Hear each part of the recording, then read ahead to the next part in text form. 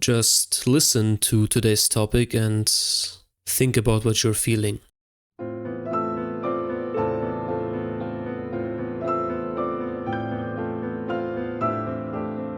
Every one of you probably has a different answer. One may feel indifferent, having no connections to Dark Souls or to this piece, either not played it or just didn't care. Some of you may feel nostalgia, remembering having played Dark Souls as a child or just a long time ago, remembering the scenario, the atmosphere, the music. Some may feel sadness, knowing the lore and sympathizing with Gwyn, or tragedy, but I can assure that nobody feels triumphant.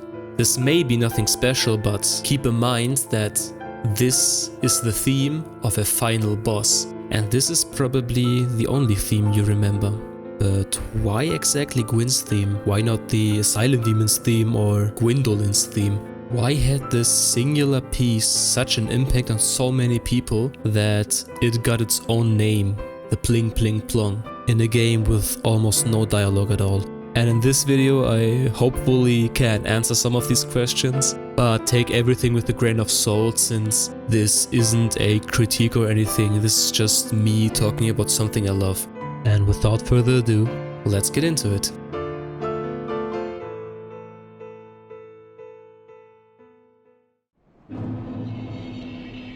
But not so fast. Since context is really important to a meaning of a piece, we'll first take a look at other pieces of the game.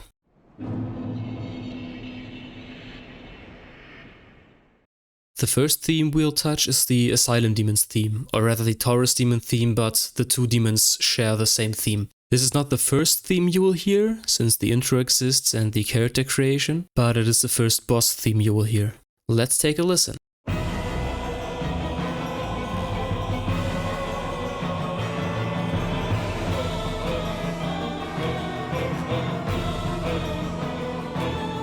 You'll immediately notice the loud male choir firmly screaming, the strings that are repeatedly playing fast and short notes. Furthermore, you hear big drums that accompany the rising chromatic tension. Moving up or down in half steps as a motive in music is called chromatic movement. It's just going from C to C sharp, from D to D sharp, from E to E sharp.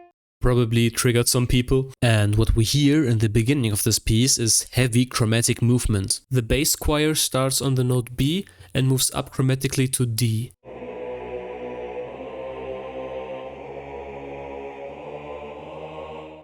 The strings start on E and move up chromatically to G sharp.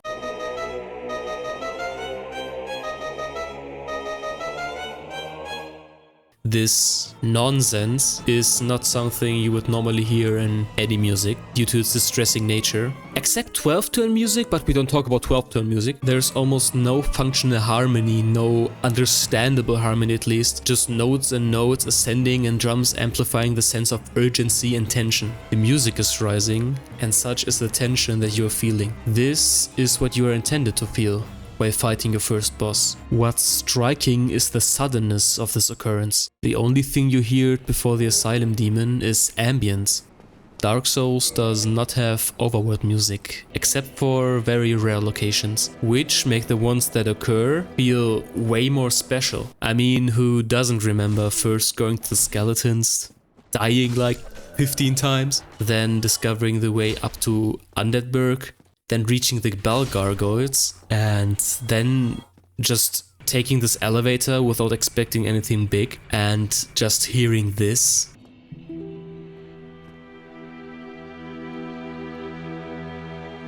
I don't think I even have to explain what feeling is portrayed here. I have never felt so much relief ever in a video game. Most of the time while playing, you'll notice that you are, in fact, alone here in this wonderful wasteland, surrounded by the sound of enemies, wind, the forest ambience, your footsteps, and the sound of your armor. Some weird people would criticize this design choice, but I think the lack of music made it way easier for the player to immerse themselves in the world, making them feel like they are actually a beef jerky guy with a big sword with no compensational intent. And while walking slowly, And all of a sudden, boom, you see an ugly demon monster fall into the arena, accompanied by dreadfully loud music, and you have to act quick or else you're fucking dead. We all know the fuss about an easy mode in Dark Souls, but adding one would take away the urgency of the gameplay and decrease the tension. Like all the work the composer did would just be meaningless. If the music implies tension, distress, then the gameplay should also reflect that. If everything about this encounter was the same, but the Asylum Demon just dies in one hit, you wouldn't feel anything, and the sense of tension that you had would instantly vanish, making this whole encounter and thus the music worse. And this cohesion is the reason why this world feels so immersive and believable. The vast majority of bosses in Dark Souls have this boss music design, with variation of course. This is a massive oversimplification, but if I were to talk about every single piece in the game, the video would just not end.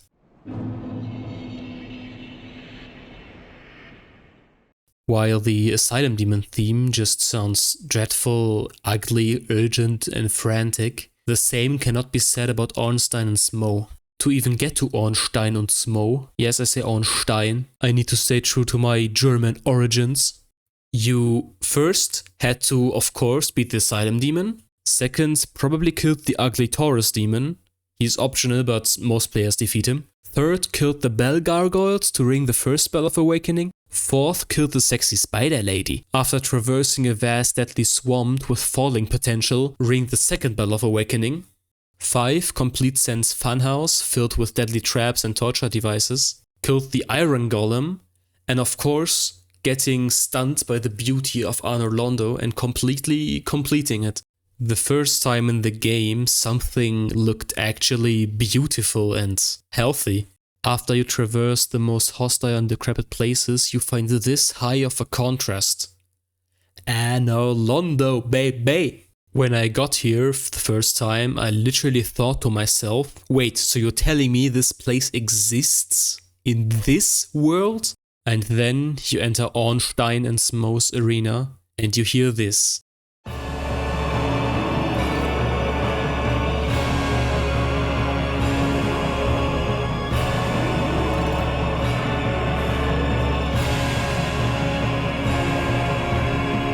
Yes, the timpanis are being smashed fast and loud. You again hear strings and choir playing and singing together in a heightened manner. But something is different, it isn't ugly anymore, mostly due to the fact that harmony exists. Harmonically, the intro just consists of a 1-5 cadence.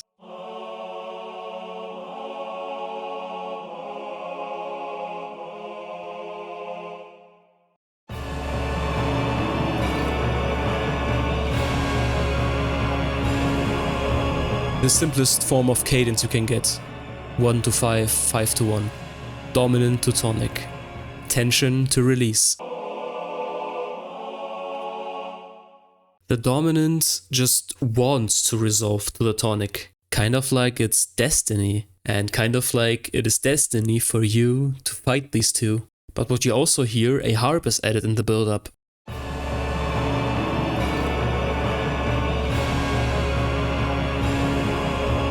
Harps are often associated with angels, beautiful women who play a divine instrument that angels listen to. And with this addition, this fight, of course, sounds tense, but you also feel a sense of higher purpose, of holiness, duty and ascension, like you made it or you are the chosen one. This is the climax of the game in terms of grandeur and epicness, especially this part of the song.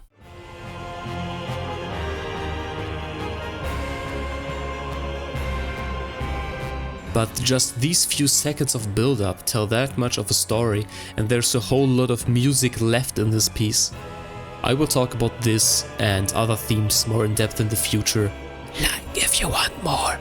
We are 8 minutes in and I still have not touched on Gwyn. I swear we'll get there. After finally defeating Ornstein and Smough, you reach Gwyn.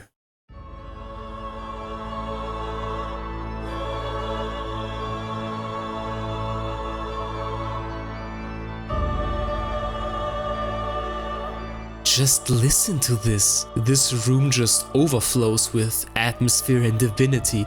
Finally you are getting the recognition you think you deserve, and Guinevere is telling you about how you are the chosen one, and seeketh our father Gwyn and kindleth the first flame. The entire time, every piece you heard was in a minor key, in a simply said sad key, darker key. While playing the game until this point, like before on Sentence Mo, you probably did not have a sense of comfort and hope. But just the fact that Gwendolyn's piece is actually in a major key, this is the only piece I believe in Dark Souls that is in a major key. And I believe the only piece in also Dark Souls 2 and 3. Standalone, it would mean nothing if a piece was in minor or in major. But in this context, in Dark Souls, in this contrast, it makes a huge difference. The closest thing you ever came across in terms of safety is Firelink Shrine, but even Firelink's Shrine sounds more somber and down. This piece is actually so divine that it kind of feels naive. Because it is. You probably know that Anor Londo, as you see it now, is just a fake image, and if you tag Gwendolyn, you see how it really is.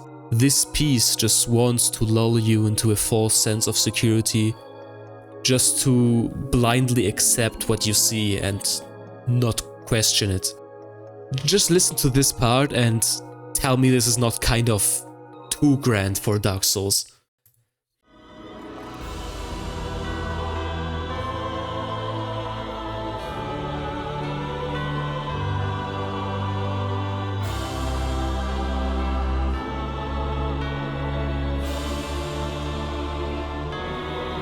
But the first time playing, you don't question it because you don't know what's about to come. And we'll talk about him now. Only took 11 minutes. Anyways, Gwendolyn tells us about Gwyn, and this is probably not the first time we hear about Gwyn in the game, but from this point on he's a topic. Now we have this picture in mind of Gwyn. If Ornstein and Smo or Guinevere are this grand, then what will Gwyn be? I mean, he created this world after all, after defeating the everlasting dragons. We know he kindled the first flame. That is our destination, so he will be the final boss. We know that, even the 4 barriers give us a hint.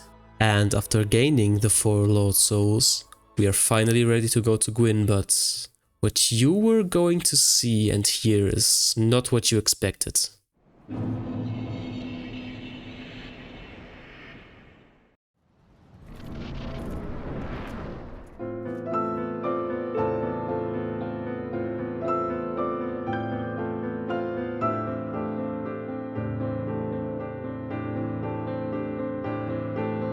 Man, words could not express what I felt when getting here.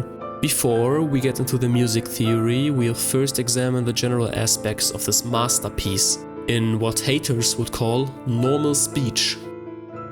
What's eye-catching is the lack of instrumentation. Every other piece in Dark Souls has some mix of instruments. Gwyn's theme is just one piano. This is completely unique. In context of all of the other pieces, Gwyn's theme seems very lonely and secluded. I mean, the location where you fight Gwyn may be one of the loneliest places in the game. Protected by his best knights, gated behind killing 4 massive beings just to protect what is most important to Gwyn, the flame. The piano is the orchestra just in black and white. Gwyn's theme is written piano only, because only a black and white image of Gwyn remains when we are fighting him. We are not fighting him in his prime, we are pretty much just beating up a broken shell. And the player notices this immediately. He may be not thinking about, yes, so a lack of instrumentation implies that Gwyn lost his grace. And the player doesn't have to know that, because the music tells a story. Gwyn lost all of his grace and what gave him color. Hence, no harp, no choir, no strings, no drums. Remember when I said the piano is just the orchestra in black and white? Gwyn also literally sees the world in black and white, darkness and light. Darkness is what Gwyn wants to seize to fight, sacrificing everything, even himself, to protect his son. It's over, my son. It's dark.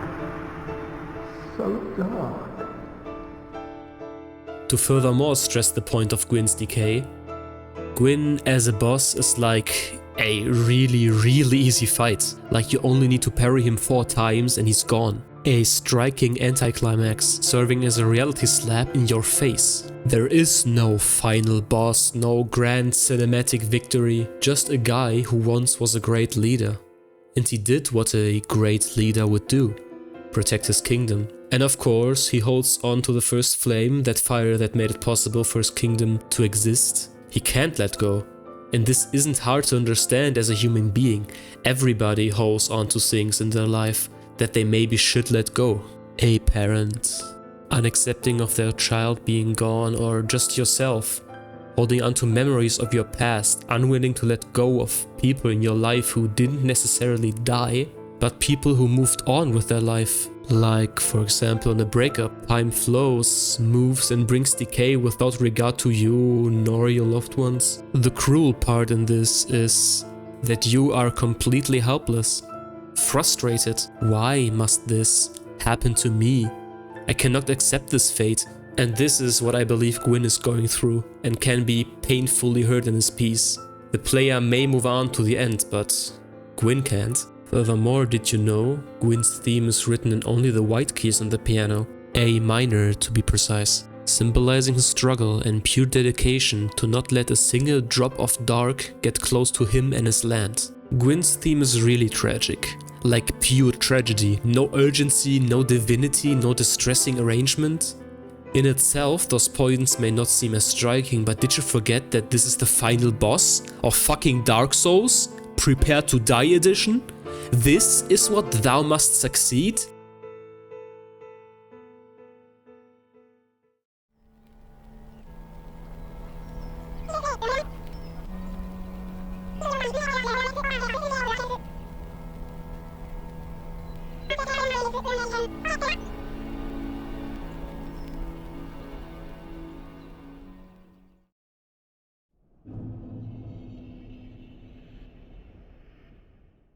And with the easy part over, let's get into the meat of this.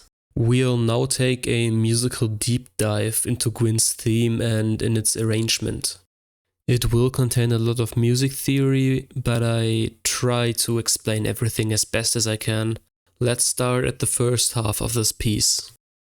Unlike Ornstein and Smo, Gwyn's theme has no intro or build-up. It straight up begins to pling pling plong you, disregarding any sense of urgency or adrenaline that is felt in other boss fights. You instantly get calmed down, and any sense of urgency or distress you had is gone. You're just left with this feeling. You feel somber, but yet mixed with a weird calmness and tranquility. As once mentioned above, Gwyn's theme is written in only the white keys. C major and A minor are the only scales that have only white keys, aka no exceptions. Not these things. When taken to a certain extent, these can get a bit annoying. Gwyn's theme is written in A minor. The only difference between a minor chord and a major chord is simply one note, but this one note changes everything. Major chords are rather happy, like this one. Minor chords are rather sad, like this one. So by using the A minor scale, that in itself is rather a sad and darker tonality, and will mark this piece in a sadder way.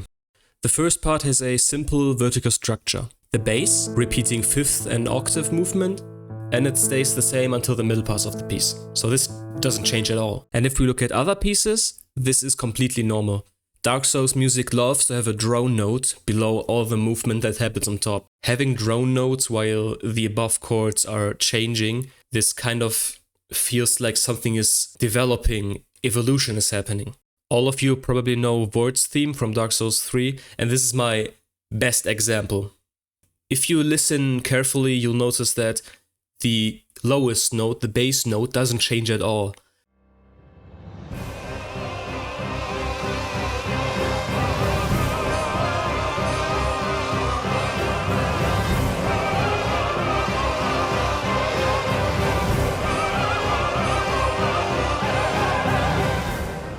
But since all the above chords, all the structure above changes, this kind of feels like stuff is happening.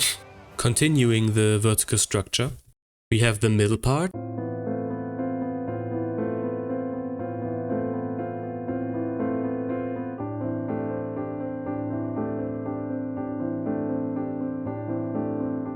that sounds a little spicy and has a trill that moves up and down the scale. A trill is when you have a note and always repeat this movement.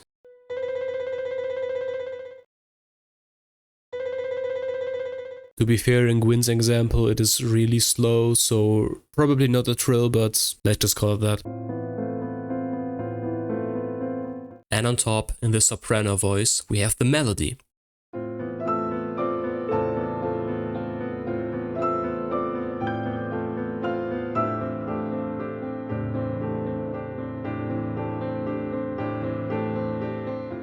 The piece starts at the tonic chord of the A minor scale.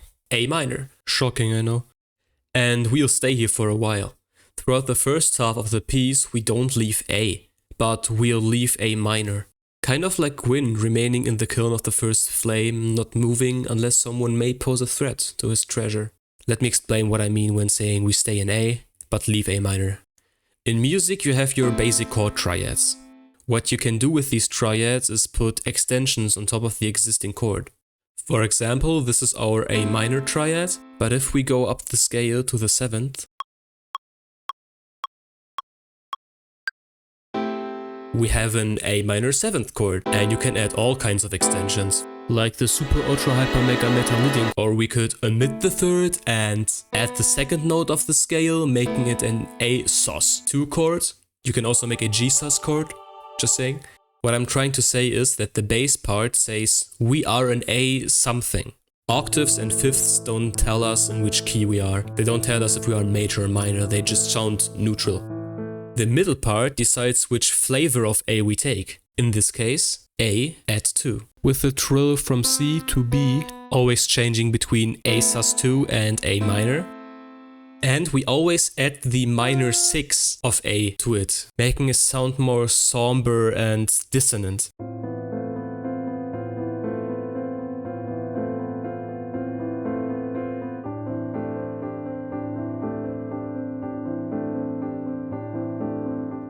Note that we never hear a pure triad. It will always be polluted, in a sense, by the middle movement, since we either add the minor 6, F, which clashes with E, the note right below.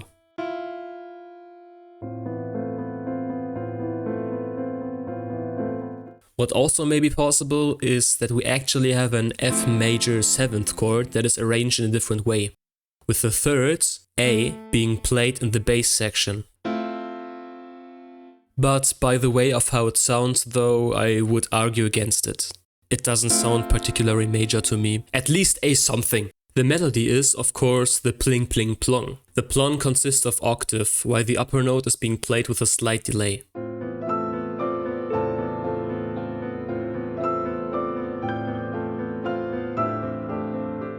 First it begins a downward motion from E, D to A, playing a broken A sus 4 chord, and then it goes up and continues to have variations. I believe Sakuraba did the delay on purpose to imply some sort of brokenness, something that is not whole or something is missing, because it doesn't sound quite like unison, and it perfectly fits Gwyn's character and lore. A sus 4 chord normally is being used to prepare a 5-1 resolution. The dominant is always a major chord on the 5th and creates tension, and naturally wants to dissolve to our home base A minor.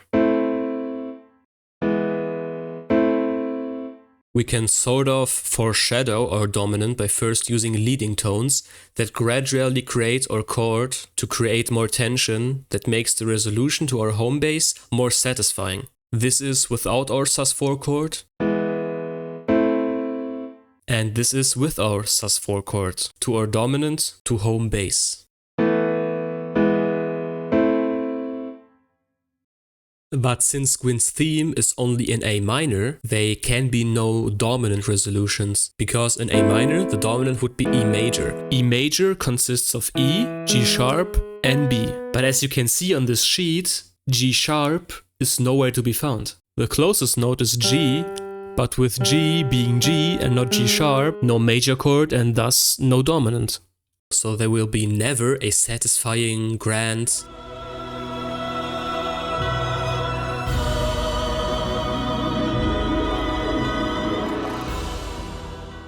resolution. Kind of like indirectly telling the player, this is not a good ending. You won't find resolution in killing Gwyn and linking the first flame again. There will be no grand victory, nor will you save the world. The world will stay how it was before you kindled the first flame, in a constant state of decay. At the same time, Gwyn will also never be able to let go of the first flame. He will also never find resolution. Since the sus2 or sus4 sound is occurring constantly, we kind of just accept the fact that there can be no resolution and thus think that there is no other way than to kill Gwyn. I mean, it occurs in the melody and very often in the middle movement.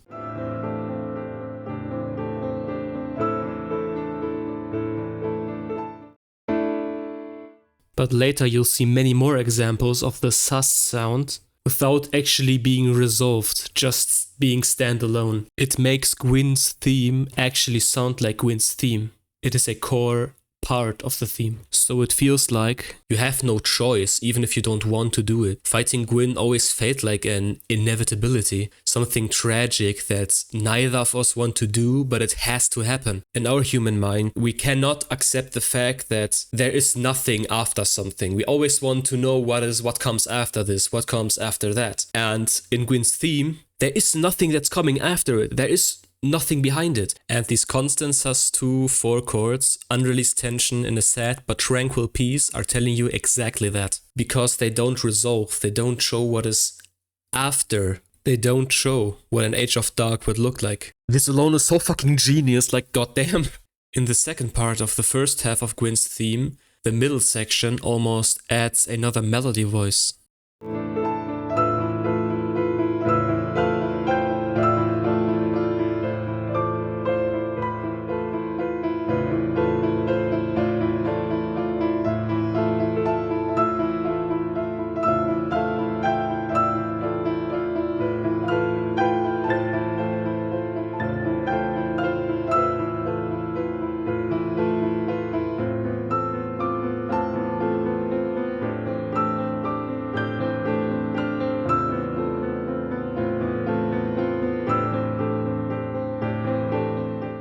Yes, of course, we have the plon, but also the lower melody sometimes clashes with the plon, creating different kinds of A's, but also creating constant dissonance. I'll play this section again and mark all the spots where a clash happens between the plon and the middle movement, the upper note of the middle movement.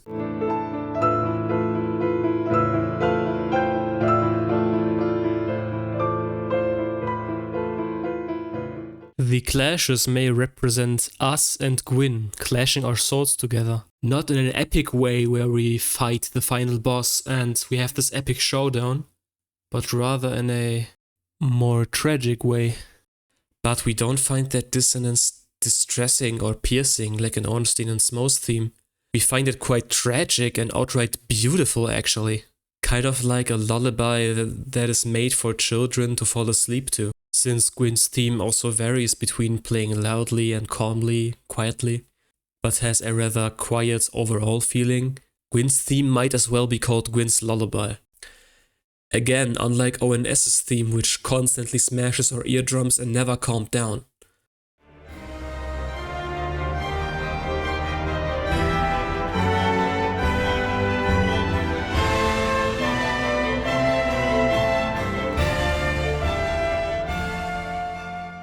ONS's theme is also in a minor scale, but with all of its tension and release and rising movement, it sounds rather epic and beautiful.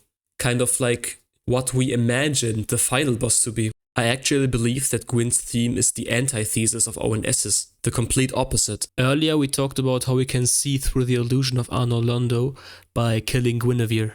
So Gwynevere isn't real. Ornstein and Smo might also not be real. And for the most beautiful and holy place in Lordran to be an illusion kind of shows how desperate the world is and how much from grace it has fallen. But Gwyn isn't an illusion.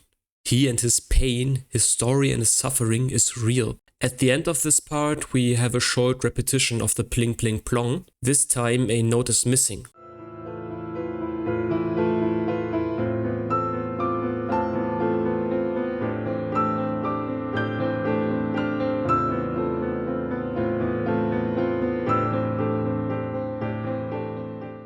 amplifying the first stages of decay, like Gwyn lost a part of himself by losing a part of his melody. On a side note, this is why I think video game music is something truly special, because they always tell a story and try to characterize certain things without having lyrics to explain the obvious, and with gameplay intertwined to make you just feel so immersed and like you are in the story, even more than a film can. But luckily we are capable to move on to the second part of this piece, and actually let's try this. Try to notice when an instant huge shift occurs in the music.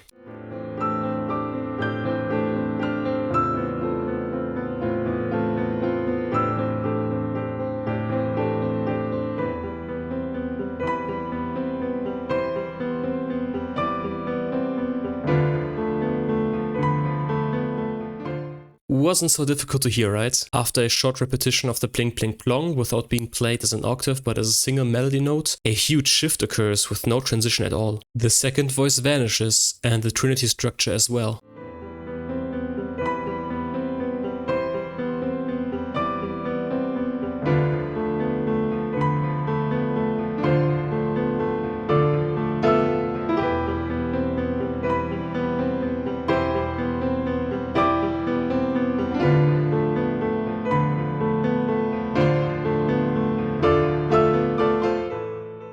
We instantly jump to E minor. Again, you could argue that this is actually C major 7th with the 3rd in the bass, but just by listening to it in Gwyn's context and to everything that happened before and next, it doesn't seem right to me, but feel free to comment on it and share your opinion.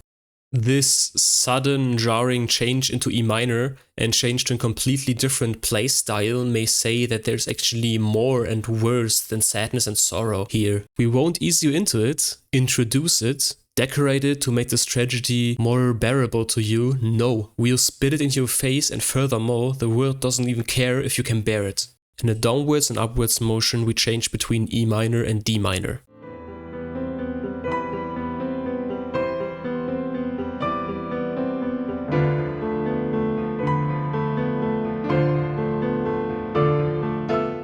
Indicating Gwyn's mad desperation, moving up and down without rest. When we enter the boss arena, Gwyn doesn't seem to be resting at the bonfire. He always stays awake to protect his flame from any potential intruder. His mind and his body cannot rest. Normally we would expect E to be the dominant and thus major, but it isn't. This piece just ignores the dominant function and rather shifts to D minor, which in A minor scale has the function of the subdominant. The subdominant in a minor scale always feels so tragic and dragging.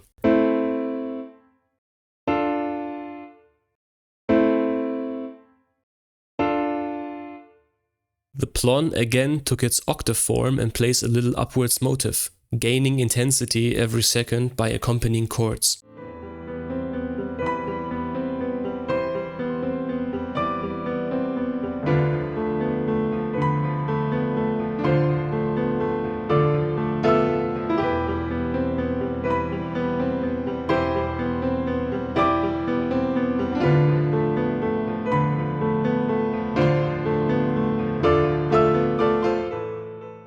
Making it seem like Gwyn's desperation is growing bigger and bigger until unleashes in a bitter way back to our tonic. There is a resolution, but this resolution does not feel grand.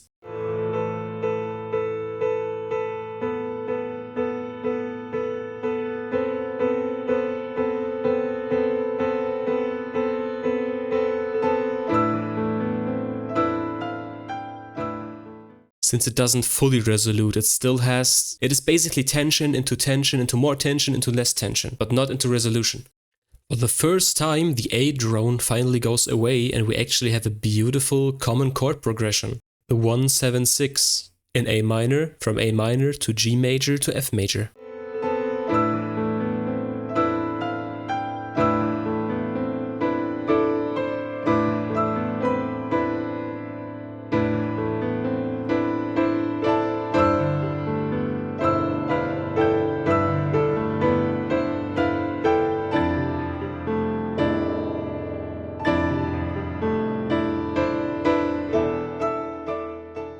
Almost like Gwyn is screaming into the world, why doesn't the world allow me to save my kingdom? Is it such a bad thing to do? His anger can be felt if we listen closely to this part again. Listen to the bass section and you should notice something.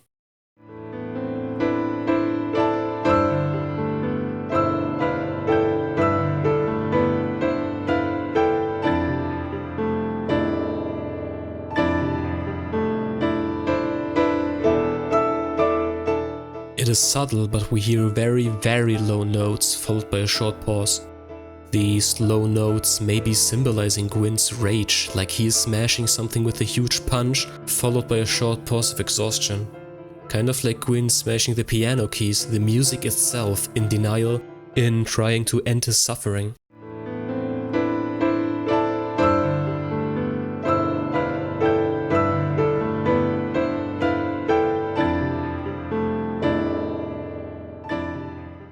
Furthermore, these low notes are a very low G and F. These notes are so low they don't exist on a normal piano. Maybe portraying Gwyn's sacrifice to be in vain, since it is impossible, saving his kingdom from the dark to fight nature, to fight the cycle of life and death is an impossible fight to win. Physically, you cannot do something against it. It is how things fall. Now we reach the most tense this piece ever is accompanied by the plin plin plon.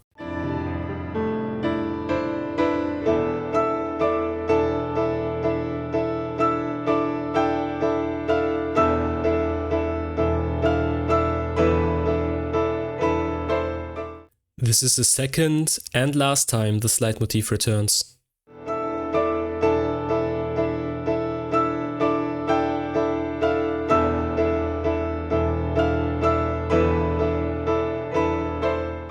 What we hear is an A sus4 over E chord in first inversion. As you can hear, actual tension is being built up without going too dominant, and the release just sounds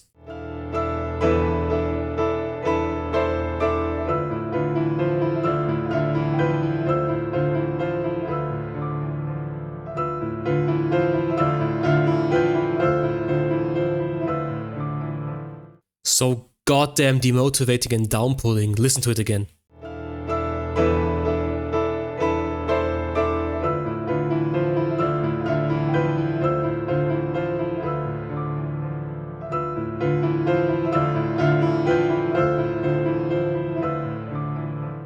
Tension is being built up only to release to the subdominant D with the major 6, not our home base. And we stay a bit in the subdominant, and this small section just feels like the definition of Gwyn's desperation, emphasizing harder on tragedy and the inevitability of the fading of the first flame. This last strength that he has, he puts into keeping the first flame alive.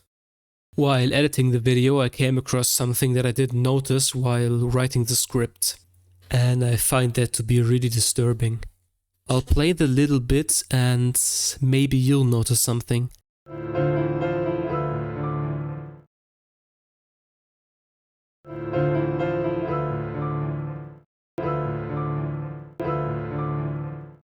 Maybe you heard it, maybe you didn't, but these notes on this measure are the plin plin plon. And the way they are played, like as if Gwyn is completely losing his strength and just dies. I mean, this clearly implies his death. At this point in the song he dies, because the theme is what it identifies Gwyn. Okay, that gave me goosebumps. Like I knew this theme was a masterpiece, but now I have massive respect for the composer. Damn, I don't know why it hits me so hard, but I don't know, I'm speechless. After we quite literally hear Gwyn's last breath, we hear this.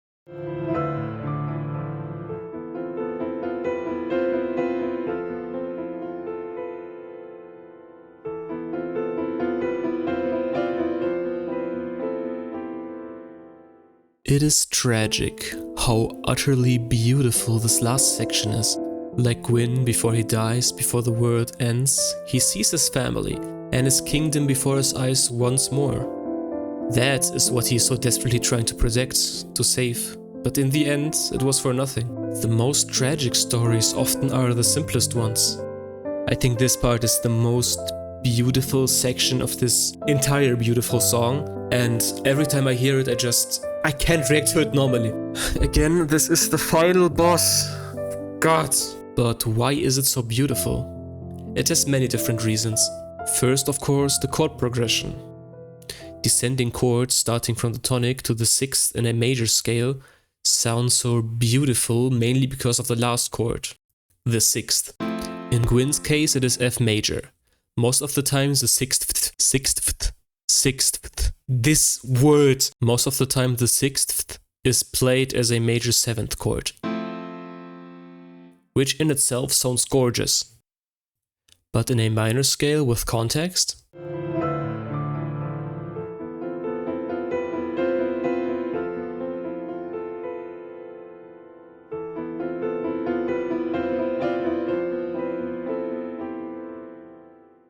even more beautiful since it sticks out more, but it also kind of gets a notion of acceptance, seeing the good in the bad. I don't know if Gwyn then finally accepts his fate, since in Dark Souls 3 Gwyn actually returns. But the Gwyn as we know, he maybe doesn't accept his fate, but this is for the best of him. So yeah, this entire piece is a fucking masterpiece. The amount of story that is being told in a 3-minute piano piece is just astounding. Just by existing in the context of Dark Souls, it stands out, and by examining it in depth, it almost left me speechless. It is really hard for me to find the right words to express what I'm feeling in these different sections in the piece. Even though I wrote so much, I still think I'm missing something. And if you know what I'm missing or what can be said about this piece more, then comment your heart out. I want to start a discussion about music in Souls games. I recently saw that 8-Bit Music Theory made, actually at this point, 2 videos about Souls games, but I didn't watch it for the sake of this video and for originality. Anyways, welcome to the end. I do have plans to make more musical analysis videos about other games too, so stay tuned for that. Thank you so much for watching, and it would be interesting to hear your takes on Gwyn's theme and its meaning in the comments below. Also, huge credits and love to the channel Internet Pit Stop, whose Dark Souls Changed My Life video actually motivated me to keep writing about stuff I love. I'd say he's my favorite channel. I demand you to subscribe to him now. And maybe subscribe to me?